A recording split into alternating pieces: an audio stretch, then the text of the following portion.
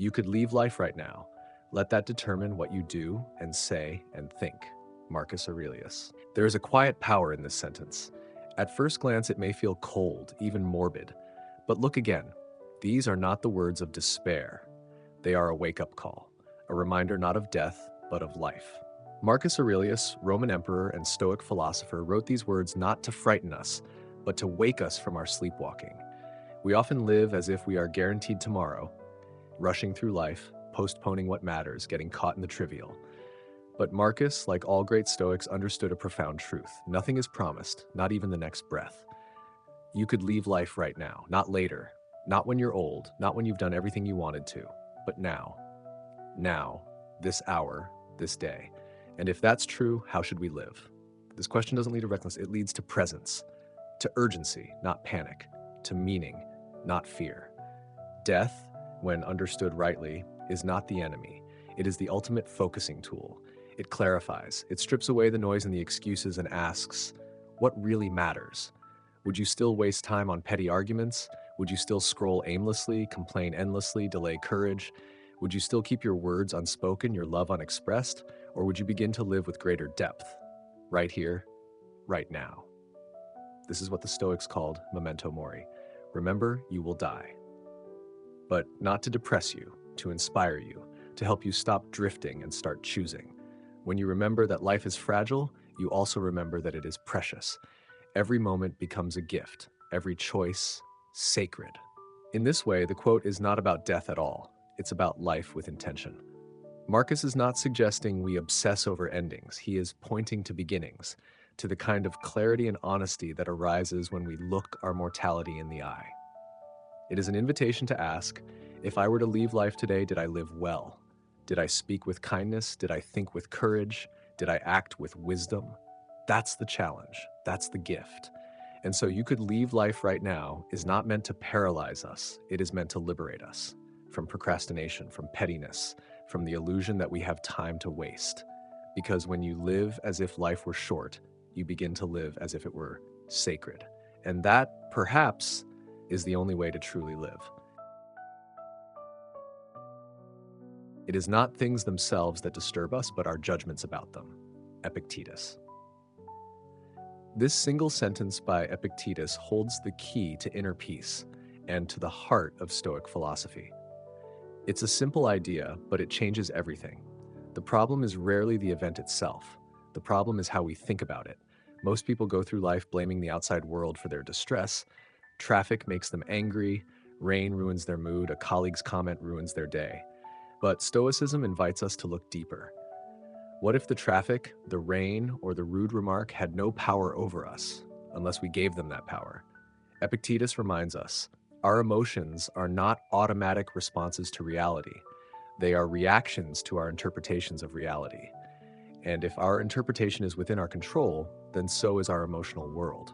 Imagine waking up and reading this quote first thing in the morning. Suddenly, the day looks different. You pause before reacting to the news. You question the story in your head before you panic, complain, or blame.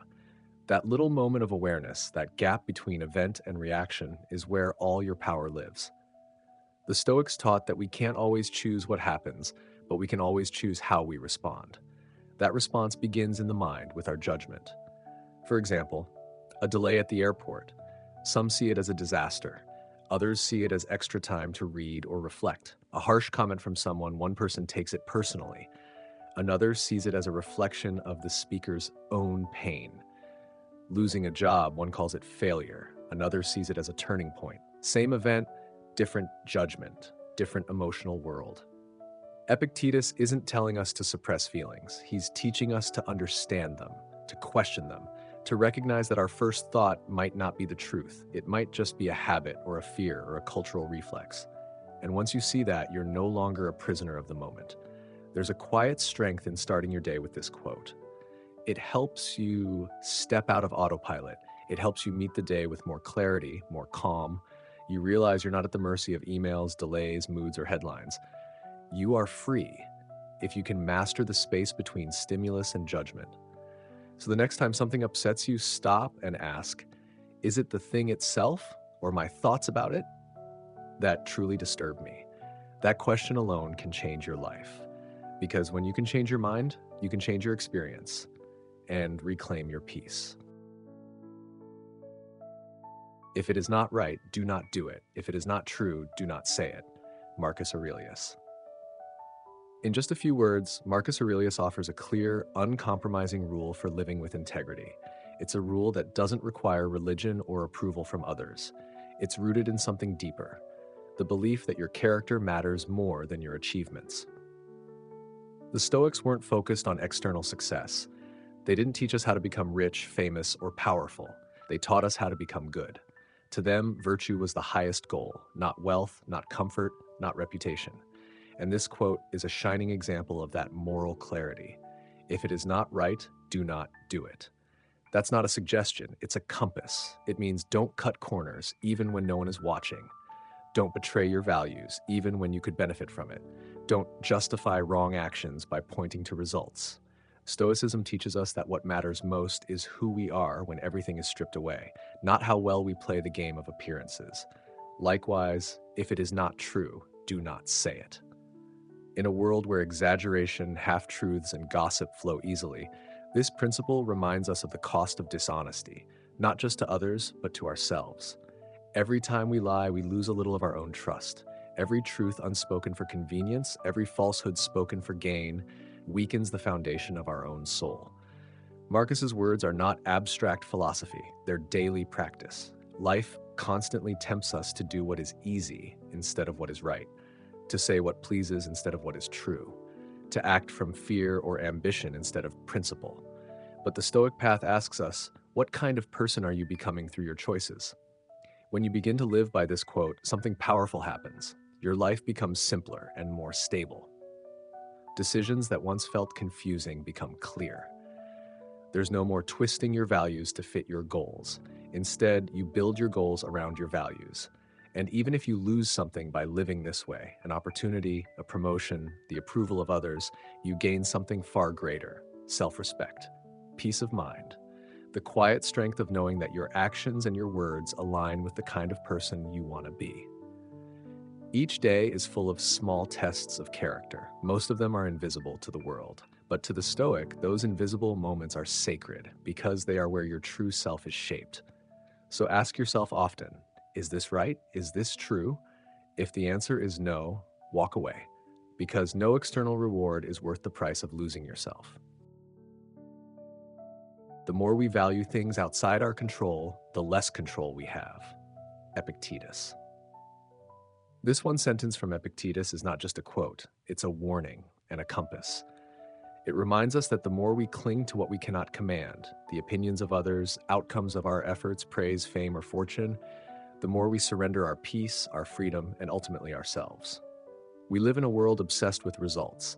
Success is measured by how much we earn, how far we rise, like how loudly we are applauded. From a young age, we are trained to seek validation, good grades, social approval, job titles. But what happens when our happiness depends on these external things? We begin to live in a constant state of tension, chasing, comparing, fearing loss.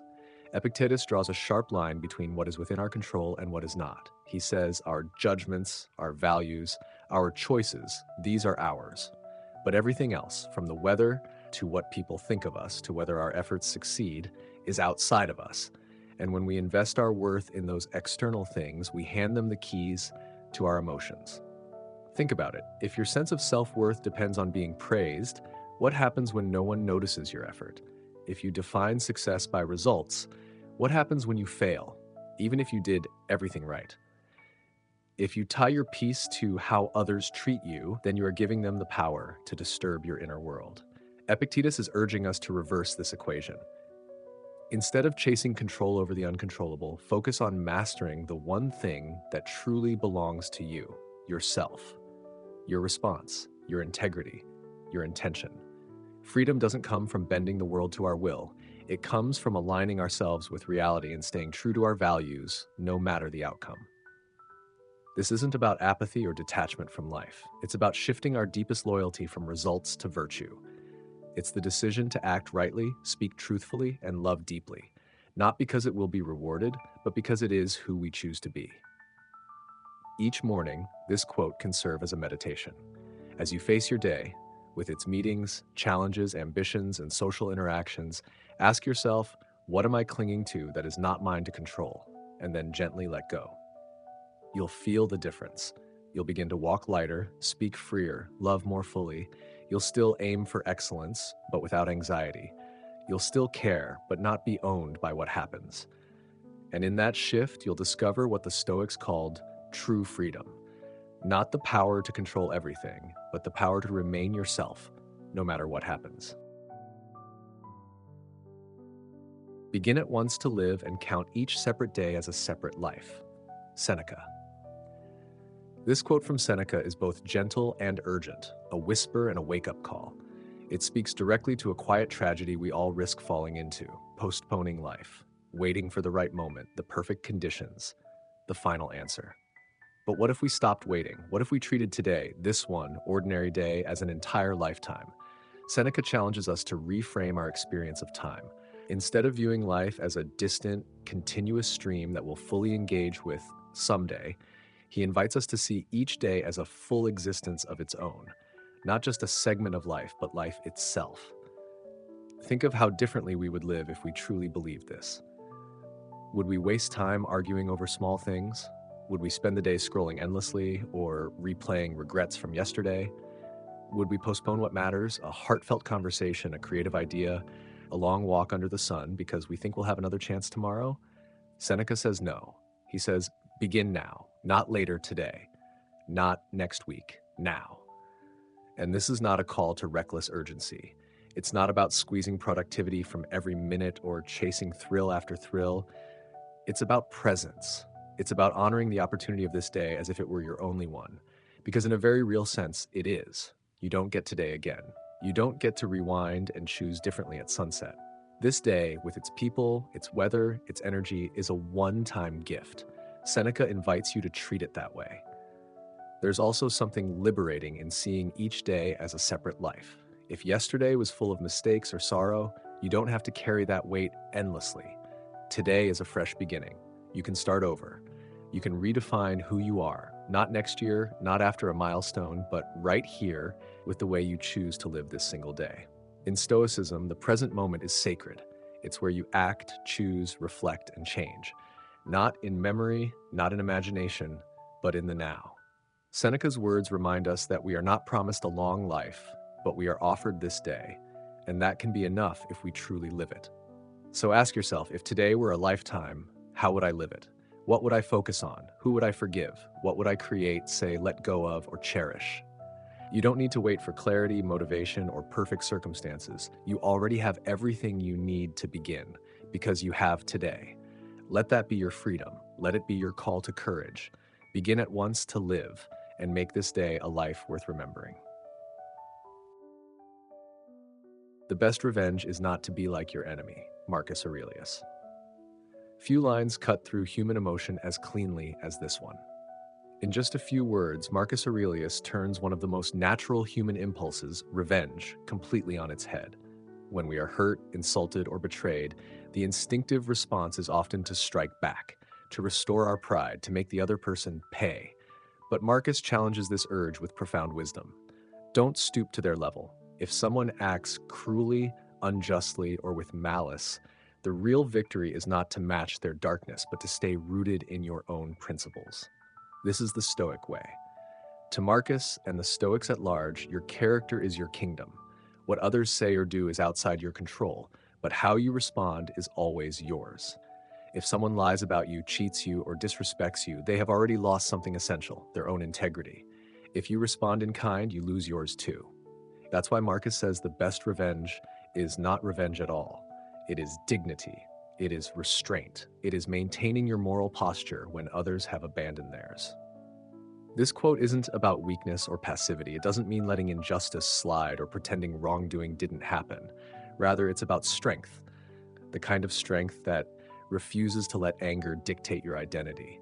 It's easy to lash out, to gossip back, to seek petty retaliation. What's harder and infinitely nobler is to act with virtue, regardless of what has been done to you. Every time you rise above someone's cruelty without becoming cruel yourself, you take back control. You turn the insult into a test and you pass it.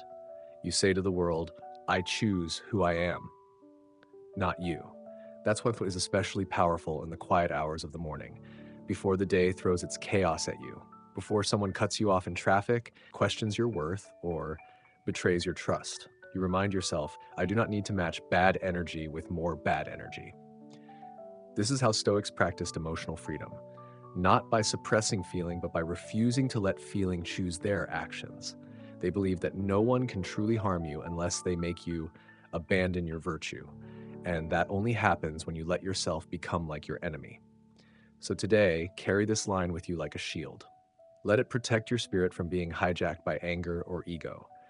When conflict arises, ask yourself, is this worth losing who I am over? Marcus Aurelius, Emperor of Rome and philosopher of peace, reminds you that revenge is not justice. Revenge is not strength. Real power lies in self-mastery. Let others throw their fire. You don't need to burn with them. We suffer more in imagination than in reality. Seneca. This single line from Seneca has the power to pull us out of the mental fog of anxiety and back into clarity. At its core, it's a reminder that much of what we fear doesn't exist anywhere but in our minds. Think of how often you worry about something that hasn't happened yet, a conversation you're dreading, a result you fear, a future filled with worst-case scenarios. Your heart races, your breath shortens, your entire body reacts, not to the present moment, but to a movie playing in your imagination. Seneca, writing over 2,000 years ago, saw through this mental trap. He knew that humans tend to torture themselves with imagined catastrophes, while the reality, when it does come, is often far less painful, or never comes at all. We rehearse pain, rejection, loss, embarrassment, failure, long before any of it happens, and in doing so, we suffer needlessly. This is the genius of Stoic wisdom. It brings your attention back to what is real, not to the fantasies or fears that your mind conjures, but to what's actually in front of you. Seneca's quote is not a denial of real suffering. Life brings hardship, pain, loss, and grief are real and human. But what the Stoics caution against is the unnecessary suffering we create by imagining future pain before it arrives, or even when it never does. A sleepless night, dreading tomorrow's meeting. A tight chest, worrying about what someone might say. A whole day hijacked by fear of failure. These are forms of mental suffering, not because something bad is happening right now, but because we're thinking about what might happen. The mind is powerful, but it can be a cruel master if we let it wander unchecked. That's why the Stoics emphasized awareness. They taught that we must learn to observe our thoughts and ask, is this real? Is this happening now? Do I have any control over this at the moment? By doing so, you pull yourself out of the fog of imagined suffering and back into the calm of the present moment, where almost always things are manageable. In fact, you may realize that at this very moment you are safe. You are breathing. You are not in danger. The monster was in your mind. Reading this quote each morning is like putting on armor against fear. It reminds you to stay grounded, to refuse to be ruled by shadows, to live not in tomorrow's imagined disasters, but in today's truth. Seneca frees us with this insight. He tells us, yes, life is hard enough. Don't make it harder with unnecessary fear. Don't suffer twice, once in imagination, once in reality. Learn to see the difference. Learn to live lighter, because the present moment, when we return to it, is almost always far kinder than we think. First, say to yourself what you would be, and then do what you have to do. Epictetus. In a world that constantly pulls us in every direction, demands, distractions, deadlines, it's easy to lose track of who we are and what truly matters. Epictetus, the Stoic philosopher who was born a slave and became one of the most respected teachers of his time, offers a compass. First, decide who you want to be. Then, live accordingly. This quote is about anchoring your actions in your identity, not the identity given by society or circumstances, but the one you deliberately choose for yourself. Before asking, what do I need to do today? Ask, who do I want to be today? Because when you are clear about the kind of person you want to become, your actions gain clarity, direction, and meaning. Do you want to be kind? Then your task is to practice kindness, even when others are rude. Do you want to be disciplined? Then your task is to keep your commitments, even when it's uncomfortable. Do you want to be wise? Then your task is to seek truth, even when it's humbling. This isn't about setting vague goals, it's about crafting an inner compass. Once you've said to yourself, I want to be a person of integrity, you now have a standard, a way to measure every choice, every word, every moment. You begin to live intentionally. Too often we live in reverse. We act first, react to life's noise, get pulled by mood or impulse, and only later wonder why we feel lost or unsatisfied. Epictetus tells us to invert that process, decide who you are, then let that decision guide your actions. This is how Stoics approached life, with alignment between values and behavior. They didn't chase external achievements to feel worthy, they pursued inner excellence. For them, greatness was not a matter of fame, wealth, or status, but of character. Notice that Epictetus doesn't say, tell the world what you would be, but say to yourself. This is an inner conversation. It's personal, quiet, and honest. It's not about impressing others. It's about staying true to yourself, even when no one's watching. There's a deep power in this. When you wake up each morning and ask, who do I want to be today? You take responsibility for your life. You stop drifting. You stop blaming. You become an author, not a victim. It also creates resilience. If your actions are guided by your chosen identity, setbacks don't derail you.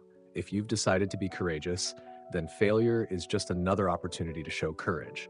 If you've decided to be generous, then even hardship doesn't stop you from giving something: your attention, your time, your patience. This quote is a call to live deliberately, to act from principle, not pressure, to make each day a small but faithful step toward becoming who you truly want to be. And that is how, one choice at a time, you build a meaningful life. Waste no more time arguing what a good man should be. Be one. Marcus Aurelius. In just one sentence, Marcus Aurelius, the Stoic emperor of Rome, eliminates 1,000 excuses and philosophical detours. Stop discussing, stop analyzing, stop waiting, just be. This quote is a call to action, a reminder that morality is not a debate, it's a decision.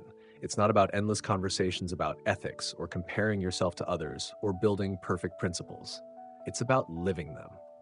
We often fall into the trap of overthinking virtue. We read, reflect, discuss, but when the time comes to act, we hesitate. We wait for the perfect moment to be brave, the ideal situation to be honest, the right person to be kind to. Marcus reminds us, none of that matters if you aren't doing it now. The Stoics believe that character isn't built in grand gestures, but in small, repeated actions. You don't become a good person by talking about integrity. You become one by telling the truth. Especially when it's inconvenient. You don't become compassionate by valuing empathy. You become compassionate when you choose to listen, to forgive, to be patient. There's no shortcut. There's no substitute. There's only action. This quote also speaks to self-discipline. Instead of waiting until you feel like doing the right thing, do it anyway. The Stoic doesn't rely on moods or motivation. They rely on commitment. And the commitment is simple. Be the person you claim to admire. It's easy to fall into the trap of judging others, measuring who's more virtuous, more consistent, more correct, but that's still external. The real work is internal. You become what you practice. Every day, with every choice, you are shaping your character. The question is not, what does a good person look like, but am I one right now? There's also humility in this quote. Marcus, an emperor, doesn't set himself apart. He doesn't say, I have achieved virtue, but constantly reminds himself and us to return to it, to close the gap between our values and our actions, to stop postponing what matters most. Ultimately, this is a quote about integrity, about not separating thought from behavior, about becoming unified, the same inside and out. You don't need applause, titles, or theories. You need courage, clarity, and consistency. So the next time you're tempted to argue about right and wrong, to analyze endlessly, or wait for a better day, remember this. Don't ask, don't debate, don't delay. Be one. Fate leads the willing and drags along the reluctant. Seneca. There are only two ways to go through life, willingly or unwillingly. Either you cooperate with fate or you resist and suffer. Seneca's quote, concise yet profound, distills the core of amor fati, the Stoic principle of loving your fate, not merely enduring it. When Seneca writes that fate leads the willing, he's describing a posture of trust. A wise person accepts life's unfolding not with resignation but with openness. They don't fight every twist and turn. They don't obsess over why something happened or what should have been. They move with life, not against it. By contrast, the reluctant are dragged. They resist. They complain. They demand that reality conform to their wishes, and in doing so, they increase their suffering. As Epictetus said, we suffer not from the events in our lives, but from our judgment about them. The unwilling person lives in a constant state of frustration because they expect control where none exists. This quote is not an excuse for passivity. It doesn't mean you should stop striving or dreaming. It simply means you stop wasting your energy on what you cannot change: the past, other people's actions, the uncontrollable outcomes of your efforts. Instead, you focus your will on what can be shaped: your response, your values, your attitude. When you wake up in the morning, you can ask, will I go with life today or will I resist it? Will I accept delays, disappointments, and surprises with grace? Or will I curse them, fight them, and wear myself out? One approach builds resilience, the other guarantees exhaustion. Being willing is not about liking everything that happens. It's about meeting it with clarity and courage. It's about saying, this too is part of my path, even when that path is difficult or unclear. It's understanding that some things are given to us not to enjoy, but to grow from. Amor fati means you don't just accept what happens, you embrace it. You see in every moment, even in suffering, the possibility of transformation. You don't need everything to go your way because you trust that everything that comes can be used to strengthen you, humble you, teach you. When you stop resisting fate, you start living freely. You're no longer dragged by life, kicking and screaming. You walk beside it, calmly, consciously. You're not a victim of circumstances, you're a partner with them. So each day, remember Seneca's words. Life will move, whether you like it or not. The only question is, will you walk or will you be dragged? Choose to walk. Choose to follow fate, not as a prisoner, but as a friend.